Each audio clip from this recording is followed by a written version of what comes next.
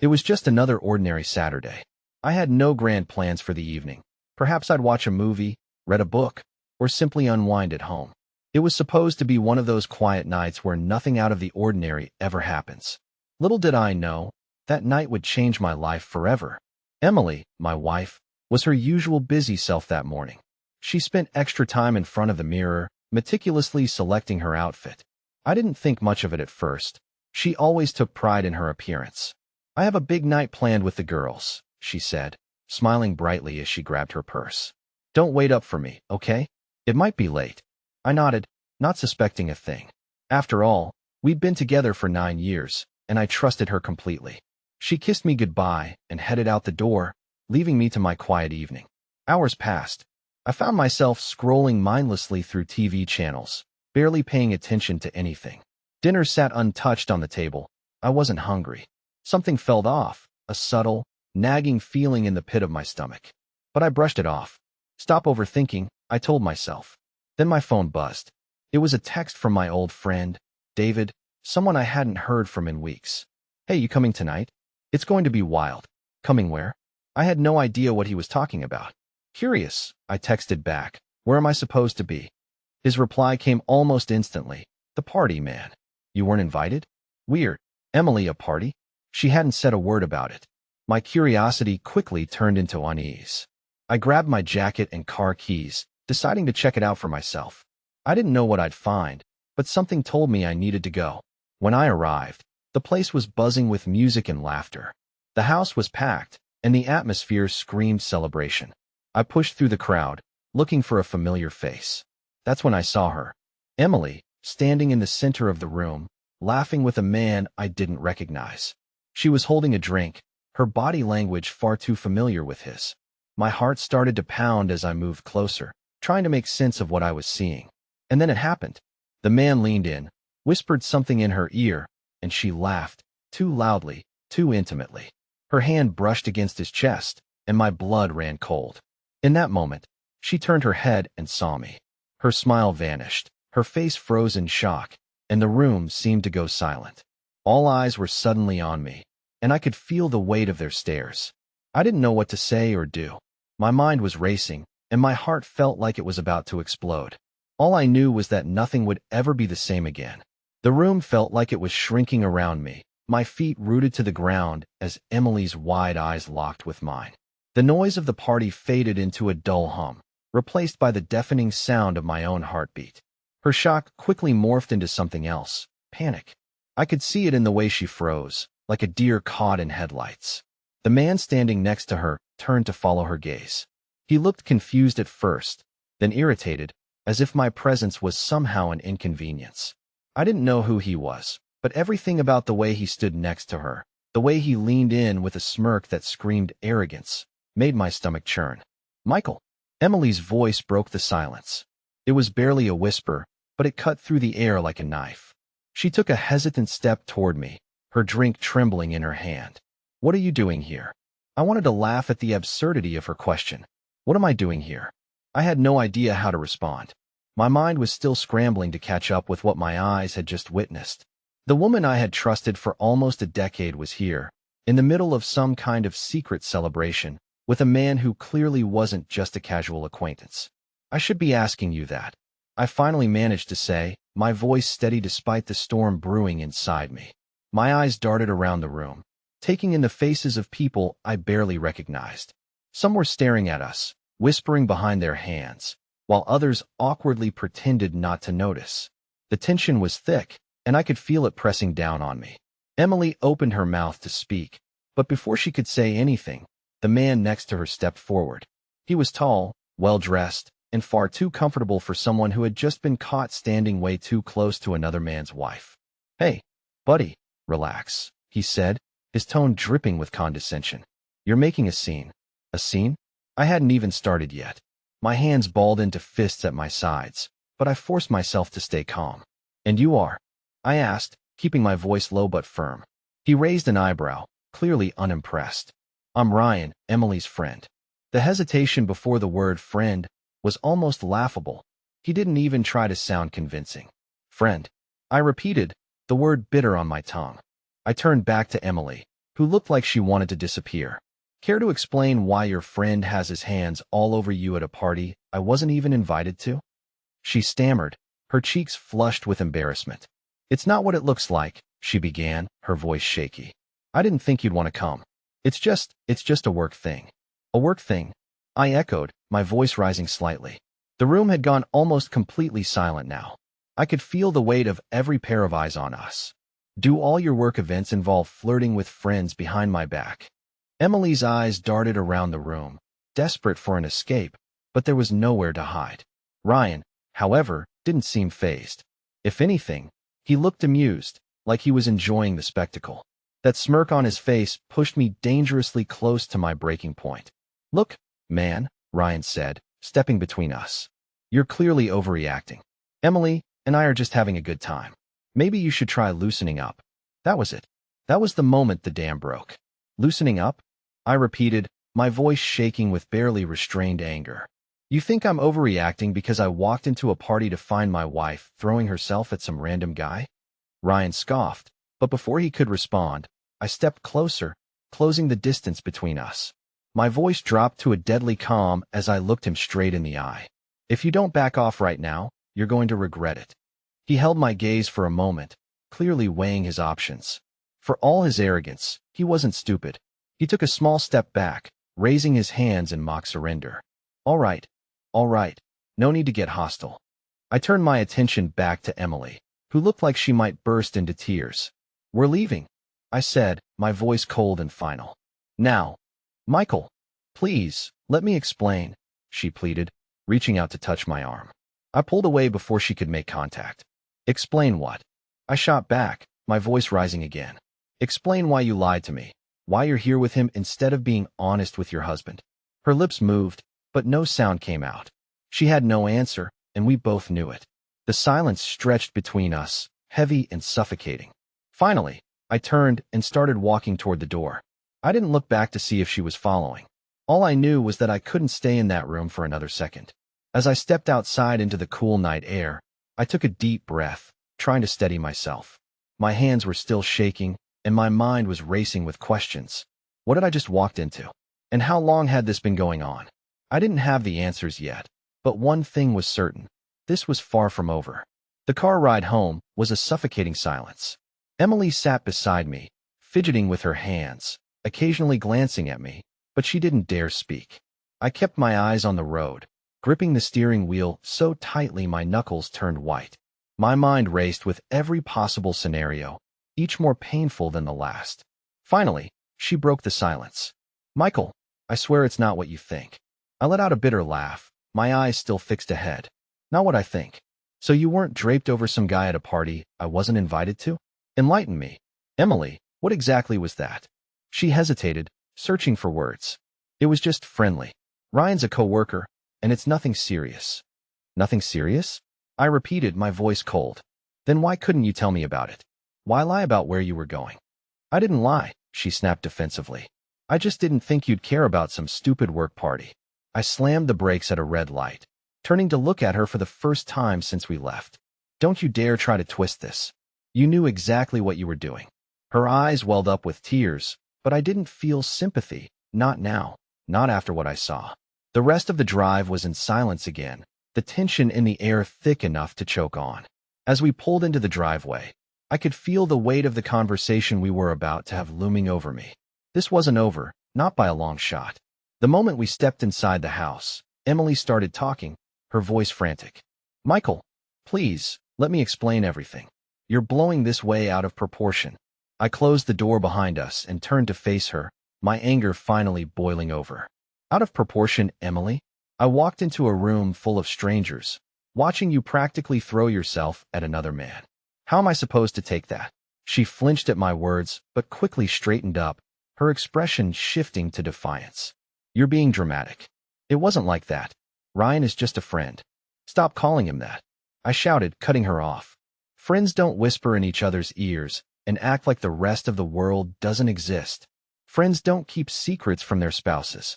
She opened her mouth to respond, but couldn't find the words.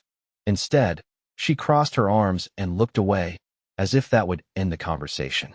But I wasn't done. How long, Emily? I asked, my voice quieter but sharper. How long has this been going on? Her eyes darted back to me, wide with panic. Nothing is going on. I told you it was just a party.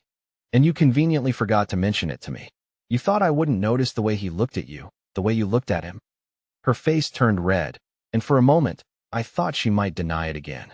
But instead, she said, I didn't think it mattered, because you don't pay attention to me anymore, Michael. You're always so busy with work, with your routine. Don't you dare turn this around on me. I snapped. I've been here every single day, supporting you, trusting you. And this is how you repay me? Tears finally spilled down her cheeks as she tried to defend herself. It wasn't supposed to be like this. I didn't mean for what? I interrupted, my voice trembling with anger and hurt. For me to find out? For me to see the truth about what our marriage really means to you. She stayed silent, her tears falling freely now. I shook my head, unable to look at her any longer. I need some air, I muttered, and walked out the door, leaving her alone in the house, filled with the echoes of her own betrayal. The night air hit me like a slap to the face. It was cold, sharp, and unforgiving, much like the situation I found myself in. I walked down the driveway, hands stuffed into my jacket pockets, trying to steady my breathing. My thoughts were a chaotic mess. Anger, betrayal, confusion. Every time I closed my eyes, I saw Emily laughing with that man, her hand on his chest, and that smug look on his face. I found myself at the park a few blocks from our house, sitting on a cold bench under a dim street lamp. The stillness of the night was eerie, and for a moment, it felt like the entire world had paused. But inside me, a storm raged. How could she do this? After 9 years of marriage, after everything we'd been through together. I replayed the moments leading up to the party, looking for clues I might have missed. The extra time in front of the mirror, the sudden girls' nights, the distant look in her eyes when she thought I wasn't paying attention. It was all there, staring me in the face. I had been too blind, too trusting, to see it. My phone buzzed in my pocket, pulling me out of my thoughts. I hesitated before pulling it out, already knowing who it would be. Emily, please come home. We need to talk. I stared at the message, my thumb hovering over the screen. I didn't know what to say, or if I even wanted to say anything at all.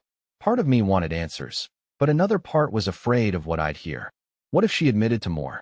What if tonight was just the tip of the iceberg? I put the phone back in my pocket without responding and leaned back on the bench, staring up at the stars. The cold seeped into my bones, but I didn't care.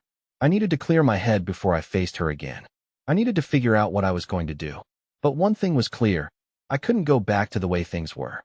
Something had broken tonight, and I wasn't sure if it could ever be fixed. It was well past midnight when I finally decided to head back home. The walk felt endless, every step weighed down by the questions swirling in my mind. By the time I reached the house, the lights were still on, and I could see Emily pacing through the living room window, her silhouette moving back and forth, her hands wringing nervously. I unlocked the door and stepped inside. The soft click of the door closing made her freeze. She turned to look at me, her face a mix of relief and fear. Michael, she started, her voice shaky. Thank you for coming back. I was so worried. I didn't respond, just shrugged off my jacket and tossed it onto the couch. I stayed standing, keeping my distance as I looked at her. Talk, I said flatly. Her eyes welled up with tears again, but I wasn't moved, not this time. She had cried plenty earlier, but tears don't erase betrayal. She took a deep breath, clasping her hands together as if she were trying to hold herself steady. Michael, she began, I need you to understand something. Tonight, what you saw, it wasn't what it looked like. I raised an eyebrow, crossing my arms. Then what was it, Emily? Because from where I was standing, it looked exactly like you were getting cozy with some guy you've been hiding from me. She flinched, but pushed on. He's just a coworker. The party was organized by people at work, and I didn't tell you because I thought you wouldn't want to come. You've always said how much you hate those kinds of events. You're right, I said coldly. I hate them, but I hate being lied to even more. Her face crumpled, but she didn't stop. I didn't mean to lie to you. I just thought it would be easier this way. He's just friendly, that's all. He was joking around tonight, and maybe I let things get a little too casual, but it didn't mean anything, I swear. I stared at her, trying to process her words. Friendly. I repeated, my voice dripping with sarcasm. You think leaning into him, whispering in his ear, and laughing like he's the funniest guy in the world is just friendly? Do you even hear yourself? She looked down, unable to meet my gaze. I know how it looked, she murmured. But I promise, Michael, it didn't mean anything. Then why didn't you tell me about it? I snapped. Why did you go out of your way to hide this from me if it was so innocent? Do you have any idea how humiliating it was to walk into that room and see you like that? To have everyone stare at me like I was the fool who didn't know what was going on? Her silence was deafening. She opened her mouth, then closed it, clearly struggling to find a response. Finally, she whispered, I didn't think it would matter. I let out a bitter laugh, shaking my head. You didn't think it would matter? Are you even listening to yourself? We've been married for 9 years, Emily. 9 years, and this is how you treat me. Her tears started again, but I wasn't done. You keep saying it didn't mean anything, but you don't get to decide that. I'm the one who walked into that room. I'm the one who saw the way you looked at him. And I'm the one who's left here wondering how the hell I didn't see this coming. She reached out toward me, but I stepped back, putting more distance between us. Michael, please, she begged. I know I messed up. I should have told you about the party. I should have been honest, but I swear there's nothing going on with Ryan. You have to believe me. I stared at her, my chest tight with anger and hurt. I wanted to believe her. I wanted to believe that this was all just a misunderstanding, that I hadn't been blind to something deeper. But the image of her with Ryan, the way she laughed and leaned into him, was burned into my mind. Why should I believe you? I asked quietly. What have you done to earn my trust right now? Her breath hitched, and for a moment, I thought she might collapse under the weight of her own guilt. But then she squared her shoulders, her voice trembling but steady. Because I love you, she said. Because I made a mistake, and I want to fix it. I want to make this right, Michael, please. I let her words hang in the air, unsure of how to respond. The anger inside me was still fresh, raw, but beneath it, there was something else, an ache, a deep sadness for what I thought we had, for what I wasn't sure we still had. I don't know if I can do this right now, I said finally, my voice heavy. I need time to think. I need to figure out if we can even be saved. Her face crumbled, but she nodded. Take all the time you need, she whispered. I'll do whatever it takes to make this right. I didn't respond. Instead, I turned and walked upstairs, leaving her standing alone in the living room. As I lay in bed that night, staring at the ceiling, one question kept repeating in my mind. Was this really the whole story, or was there more she wasn't telling me? Deep down, I feared the answer. The following morning, I woke up to an empty bed. I wasn't surprised. Emily probably didn't dare to come upstairs after everything that happened. I stared at the ceiling for a while, trying to convince myself to get up and face the day, but the weight of what had unfolded the night before was suffocating. Eventually, I dragged myself out of bed and headed downstairs. Emily was sitting at the dining table, a cup of coffee in her hands, her face pale and drawn. She looked like she hadn't slept, and for a moment, I almost felt sorry for her. Almost. She glanced up as I entered the room, her lips parting as if to speak, but I held up a hand. Not now, I said curtly. I need coffee first. She nodded silently, watching as I poured myself a cup. The tension in the room was unbearable, but I wasn't ready to hear whatever excuse or explanation she had rehearsed overnight. I needed to clear my head before I let her words sway me. After a few moments of awkward silence, she finally spoke. Michael, I know you don't want to talk right now, but there's something I need to say. I set my mug down and crossed my arms, leaning against the counter. Go ahead. She hesitated, her hands gripping the mug tightly. I know I've hurt you, and I know you don't believe me when I say nothing happened with Ryan, but it's the truth. He's just someone who makes me feel noticed lately. I felt so invisible, Michael, like I'm just here in the background of your life. Her words stung, but I refused to let her deflect blame onto me. Invisible, I repeated, my voice laced with disbelief. You think this is about you feeling unnoticed, Emily? I've been here every single day, working my ass off to provide for us. I've supported you in everything you've wanted to do, and this is how you repay me? She flinched at my tone, but I pressed on. Do you have any idea how humiliating it was to see you like that? To see the woman I've trusted for 9 years acting like I didn't exist? Her tears started again, but I didn't stop. If you felt invisible, why didn't you talk to me? Why didn't you say something instead of sneaking around and lying to my face? I was scared, she admitted, her voice trembling. Scared you wouldn't care? Scared you'd brush me off like you always do when I try to talk about how I'm feeling. I shook my head, disbelief washing over me. So your solution was to run to someone else, to let some random guy notice you while you hid it from me? It wasn't like that, she insisted, her voice rising. I didn't plan for this to happen. Ryan, he's just a coworker, Michael, I swear. Her words felt hollow, and I wasn't sure if I could believe her anymore. But there was something in her tone, something that hinted at more than she was letting on. I decided to press further. Why don't you tell me the whole truth, Emily? I said, my voice cold. If there's really nothing going on, then you shouldn't have anything to hide. She looked away, her silence speaking volumes. My stomach twisted as I watched her wrestle with whatever secret she was still keeping.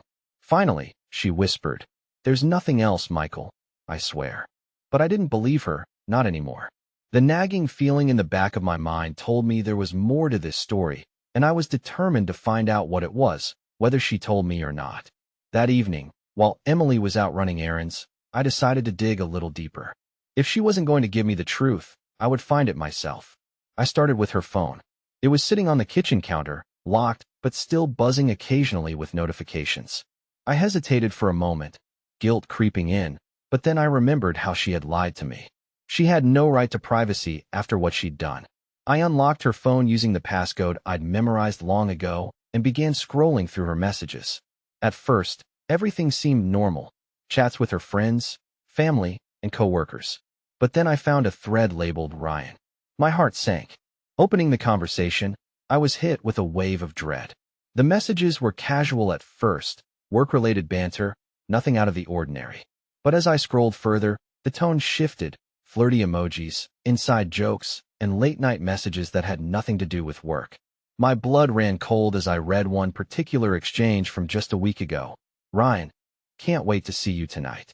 I'll save you a drink, winky face. Emily, you better. Don't forget to behave this time. The final nail in the coffin was a photo she had sent him. A selfie taken in our bedroom mirror, wearing the dress she'd worn to the party. My stomach turned, and I felt like I might throw up. By the time she walked through the door, I was sitting at the dining table, her phone in my hand. She froze when she saw me, her expression shifting from confusion to panic.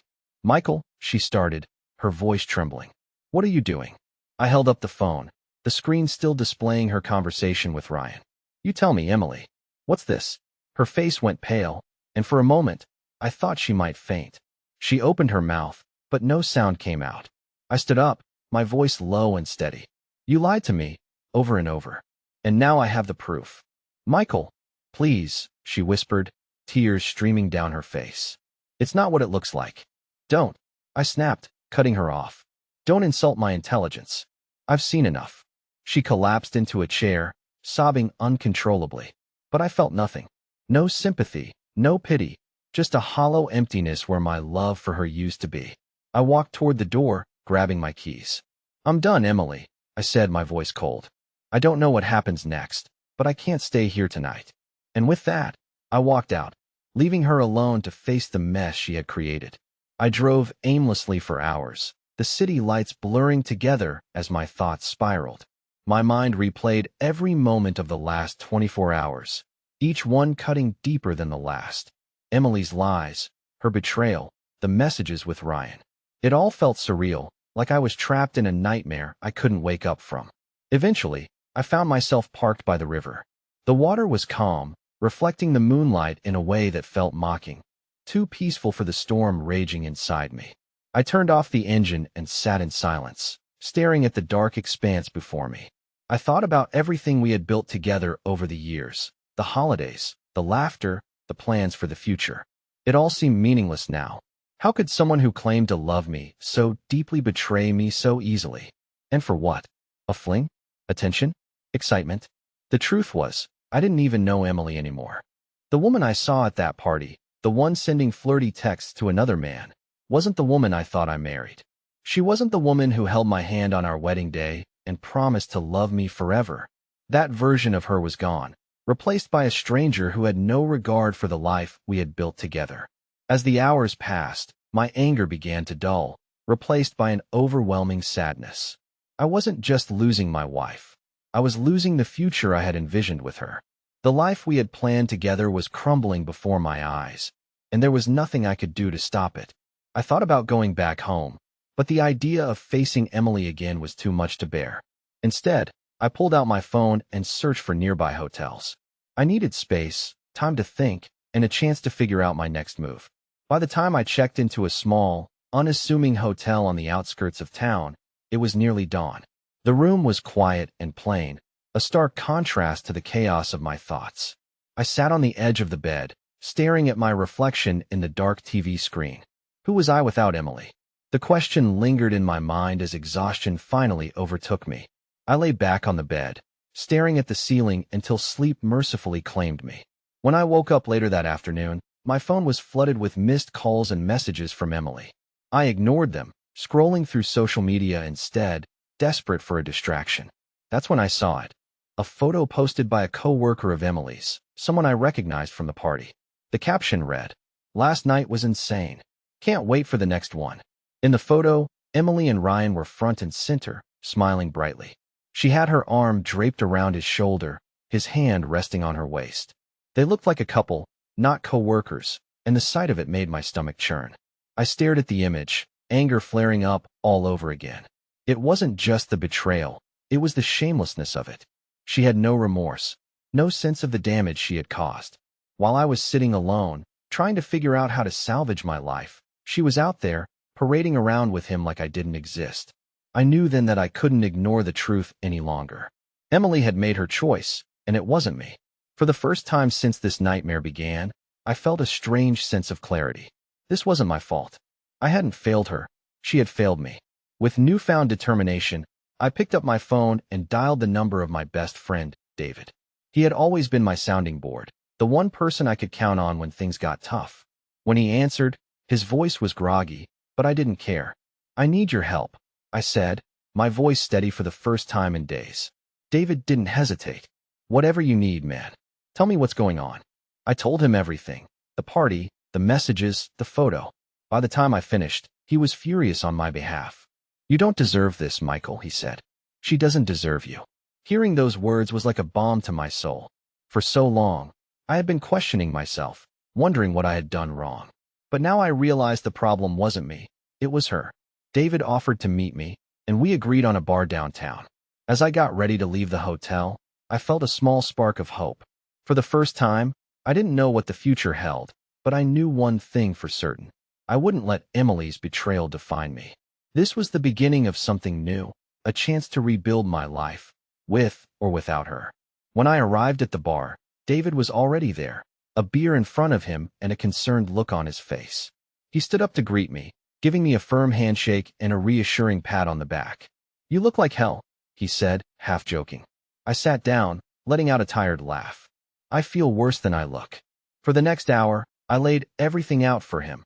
The lies, the betrayal, the picture, every painful detail.